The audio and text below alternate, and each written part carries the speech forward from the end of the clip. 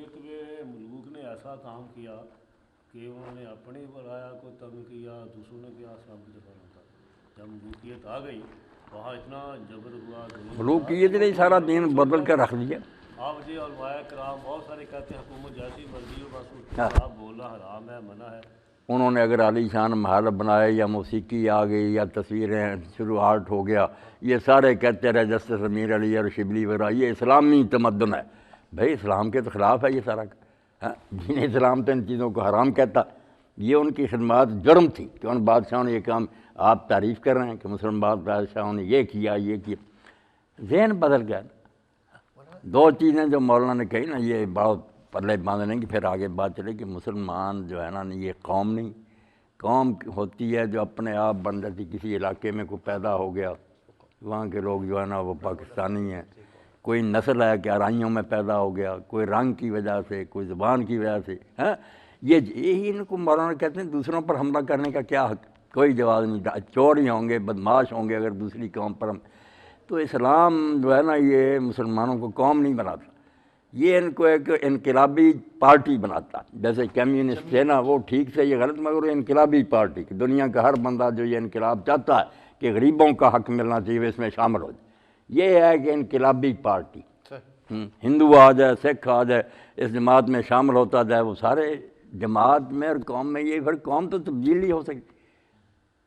جماعت ہے ایک چیز پیش کرتی جو اس کو سچا سمجھتا آتا جائے، اس کا ممبر بنتا جائے. ایک تو یہ بات. دوسری بات کہ اسلام مذہب نہیں، مذہب ہے کہ کچھ عقیدے، کچھ رسم و رواج. وہ ٹھیک ہے ایک آدمی کا جو جی چاہتا کرے، یہ اس کی عاقبت کا معاملہ اللہ کو حساب دے. دوسرا کیوں مار کرتا پھرے اسے، اور اگر مار کر منوائے گا تو کیا وہ اندر سے مان جائے گا؟ منہ سے کہہ دے گا منافق ہو جائے گا. اس لیے اگر اسلام مذہب ہے نا تو اس کو کسی حالت میں تلوار اٹھانے کا حق نہیں. اس لیے مولانا کہہ رہے ہیں یہ اسلام مذہب نہیں، یہ ایک انقلابی نظریہ ہے. بالکل جیسے لوگ کہتے ہیں نا کہ نیو آرڈر ورلڈ آرڈر، کہ دنیا میں ایک نیا نظام جاری کرنا، اور نظام یہی ہے کہ انسان کسی کا غلام نہ ہو، سارے عزت کی زندگی گزاریں. جہنم جانا چاہتا کوئی آگے اس کی مرضی، مگر دنیا میں سارے عدل و انصاف سے. دوسری جال جہاد فی الاسلام جو مولانا مودودی لکھی نا اس میں لکھا کہ اسلام کے دو حصے ہیں. بڑی قیمتی باتیں لکھی، یہ مولوی کوئی سمجھا ہی نہیں سکے. ایک حصہ ہے آخرت سے تعلق رکھنے والا کہ جنت چاہیے، یہ زبردستی کی شے نہیں. یہ اس میں صرف اسلام دعوت دیتا، اپنی بات سمجھاتا ہے، دوسروں کے مغالطے دور کرتا ہے، پھر ان پر چھوڑ دیتا ہے کہ تم صحیح سمجھ مان لو. ایک حصہ آخرت سے نہیں دنیا سے تعلق رکھنا کہ یہاں ظلم نہیں ہونے دینا، ہندو رہو سکھ رہو انسان بن کر رہو. یہ انسانیت کا سٹیج ہے. اگلا اسلام کا سٹیج ہے انسان سب کو بنانا ہے کہ شریف آدمی بن کر رہو. اس کے لیے پھر ضروری ہے کہ جس جگہ ظلم کی حکومت ہے نا، کیونکہ حکومتیں ہی ظلم کو پناہ دیتی ہیں.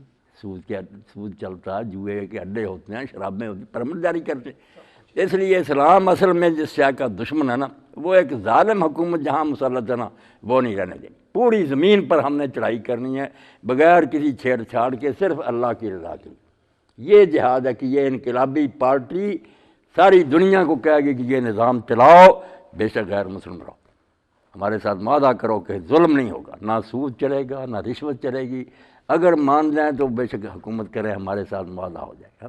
اگر یہ ظلم نہ ختم کریں تو ہمارا اپنا بھی کوئی مسلمان علاقہ ہوگا، ہم وہاں بھی چڑھائی کر دیں، کیوں ظالمانہ نظام تم نے جاری کرے.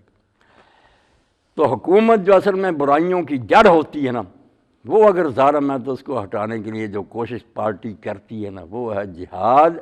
اور اگر اللہ کی رضا کی پھر فی سبیل اللہ جہاد ہی. آج کی بات کا خلاصہ یہ. باقی جو ہے اسلام پھر دعوت کیا دیتا، کیا وہ تبدیلی لاتا، اس کا بیان انشاءاللہ آ جائے. اللہ اکبر.